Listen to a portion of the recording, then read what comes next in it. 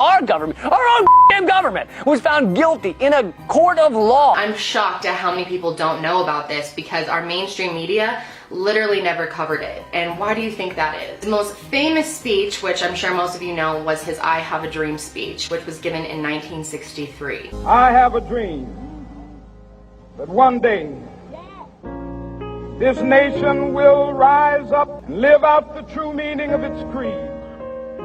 We hold these truths to be self-evident, that all men are created equal. So Martin Luther King gave that speech in 1963, and he was shot on April 4th of 1968. So there was 5 years between that and the time of his death. There's a lot about those 5 years that people just don't know. The media really started turning on him eventually. People from his communities, his supporters, started to turn on him. To me, it seems like a lot of the accusations made against him were attempts to foil his reputation. Martin Luther King in America is definitely known as a civil rights leader who died fighting for what he believed, and some, nutcase who was racist decided to kill him. But in other parts of the world, he was really known as a revolutionary, that he stood up against the government, and he had numbers that presidents were bringing out, if not more. He had so many supporters that it became dangerous to the government to have someone like this with all this power and all this influence and people who just want to hear him. But it didn't really start getting bad until Martin Luther King started talking about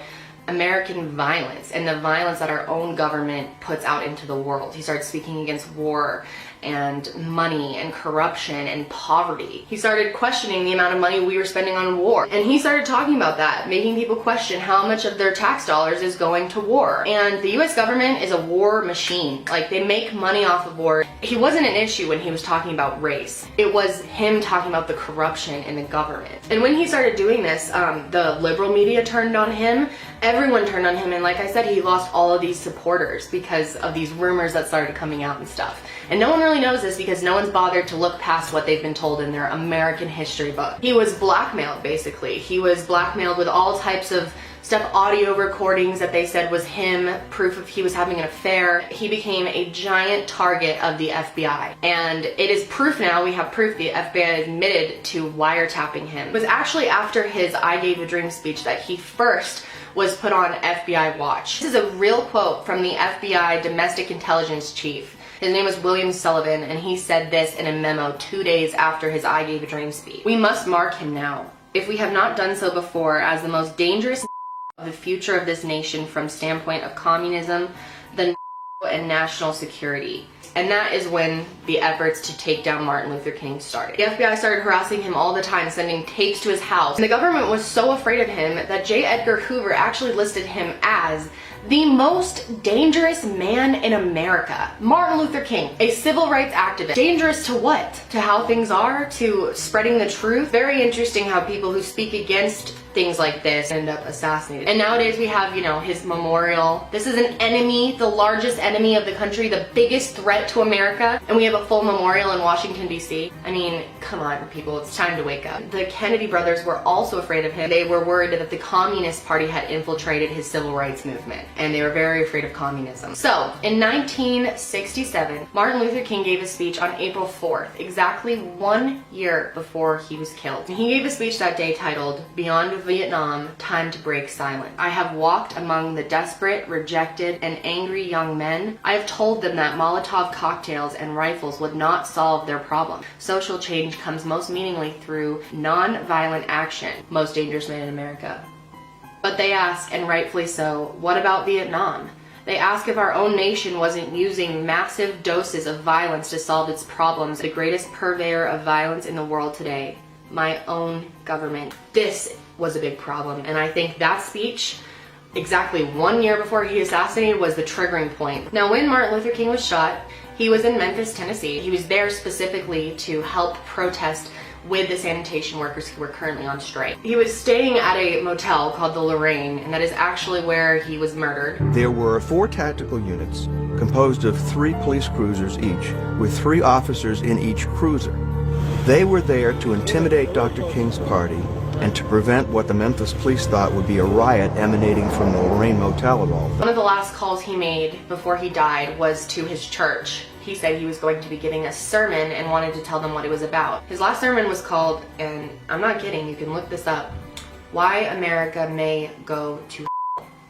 He had planned to touch more on militarism, racism, and poverty in the country and how the government wasn't doing nearly enough to help its people. So April 4th of 1968, in the evening, Martin Luther King was standing out on the balcony of his motel. And this is where he was shot. He was shot in the cheek, into his jaw, through his neck. It severed his spinal cord and stopped at about his shoulder blade. He was taken to St. Joseph's, the hospital, and they worked to try to save his life. They attempted emergency surgery, but he was sadly pronounced dead at 7:05 at 39 years old. Good evening.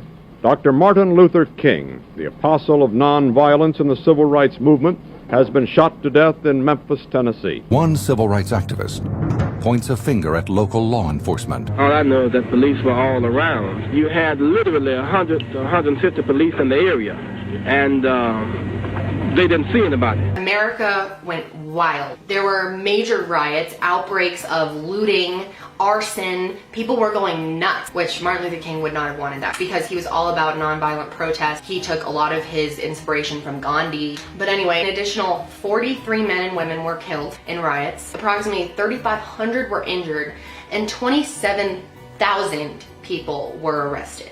There was an Alpha 184 Special Forces team in Memphis on the day, and no one knows what they were doing there. The 20th Special Forces Group was shown to have a sniper team at the location of King's murder.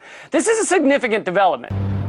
The next day, the government tries to quell talk of a conspiracy. The evidence at this time indicates that it was the act of a single individual. Now, the man that apparently killed Martin Luther King was named James Earl Ray. Everybody wanted a single assassin, a racist. That would then say James Earl Ray did it, and we could go on about our business. And this guy did have a criminal record. He was actually not arrested for this crime until June 8th. This happened April 4th. So over 2 months later, they finally arrest James Earl Ray, who said he was innocent. And there were fingerprints on binoculars in the room and a rifle. Now, we definitely know there is a extensive history of misuse of fingerprints and fraud. And he would not confess to his crime. He maintained that he was innocent. After negotiating to avoid a potential death sentence, James Earl Ray pleads guilty to murder and receives a 99-year sentence. But soon, Ray will recant, claiming his attorney coerced him to confess. Even if you are not actually guilty and you are pristinely innocent, you may plead guilty to the charge if you think that doing so is in your best interest. So many people don't know this, but Coretta Scott King and her family believed that this was FBI. They believed that James Earl Ray was not guilty, and they fought for a long time to prove that he was not the one who assassinated Martin Luther King. I believe, and my family believes, that this man is innocent.